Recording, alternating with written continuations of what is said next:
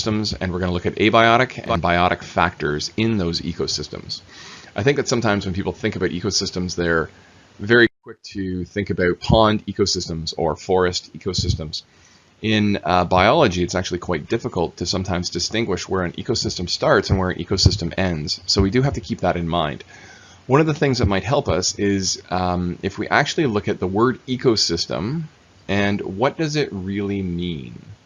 So we're going to work with the definition that an ecosystem is the combination of all the living and non-living material as well as energy in an area and the interactions between these components. So the definition that's on the screen right now, we should probably modify and have not just non-living material but energy included in there as well.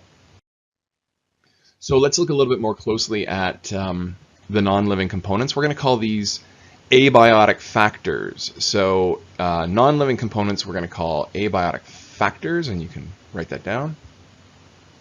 And these include all the matter and the energy that's in the system, and we're going to look at that a little bit more closely. I think more straightforward for most people are the biotic factors, and these are known as the living factors. So biotic meaning the living organisms in an area.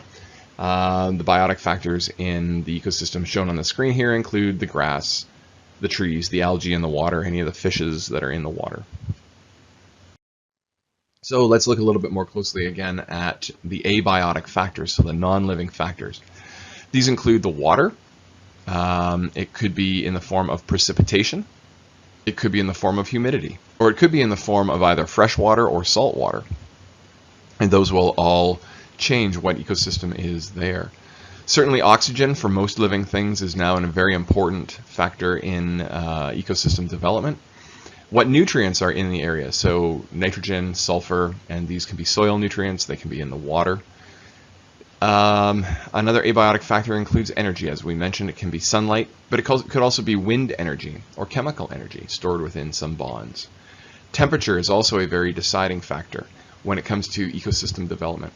As I mentioned earlier, when we talked about water, we can talk about salinity. How much salt is in the water, but also how much salt is in the soil. How much salt is in the environment will certainly impact the organisms that can survive there, as well as pH.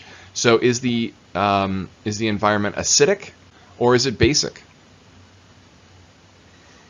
Soil factors. What is the soil made out of? How thick is the soil? How much water does the soil hold?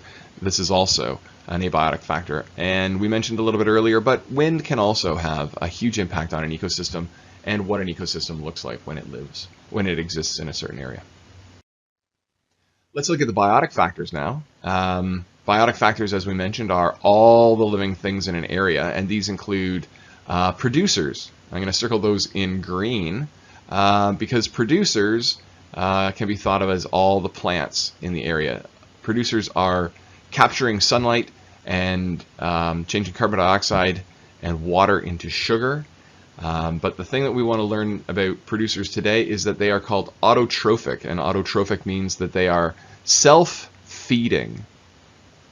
So a self-feeding organism is an organism that can capture sunlight and feed itself by turning carbon dioxide and water into sugar. And in another episode, we're going to talk about photosynthesis, which is exactly what that is. Organisms that feed on producers are called primary consumers. And so the matter and energy from a producer flows to a primary consumer. Organisms that depend on other organisms for their own food are called heterotrophic. And all the organisms that we talk about down here will be heterotrophic. These depend on other organisms for food. So let's take a look at what we might have. A producer could be something such as wheat. And if we were to look at what kind of an organism might consume wheat, we might have a mouse. And that mouse would be considered a primary consumer. If a snake came along and ate that mouse, that snake would be considered a secondary consumer. And the matter and energy that flowed from the primary consumer to the secondary consumer would have flowed to the secondary consumer, the snake. And then we have a tertiary consumer, and maybe a hawk came along and ate the snake. And then finally at the end of all of these organisms, matter and energy eventually flows to the decomposers, such as bacteria, and they allow matter and energy to be matter to be recycled into the system. Now, what's interesting about what we've just drawn here is this is considered to be a food chain, where you have matter and energy flowing from the wheat to the mouse, to the snake, to the hawk, and ultimately all that matter and energy flows to the bacteria. What's important to note here is that the energy that is captured by the wheat, only about 10% of that moves on to the next trophic level. And again, only about 10% of the amount of energy that's captured by the mouse moves on to the trophic level of the secondary consumer, or the snake.